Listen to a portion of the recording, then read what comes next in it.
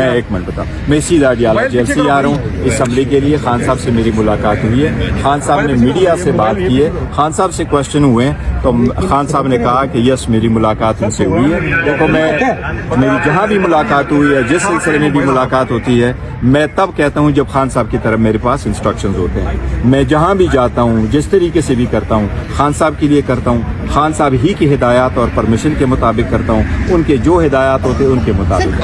آج ایک منٹ میں کمپلیٹ کر لوں پلیز. تو خان صاحب ہی نے ان کو کہا ہے، جرنلسٹوں سے بات کر کے خان صاحب نے کہا کہ یس ملاقات ہوئی ہے. خان صاحب نے کہا کہ یہ بہت خوش آئند ہے، بات چیت ملک کے استحکام کے لیے ضروری ہے.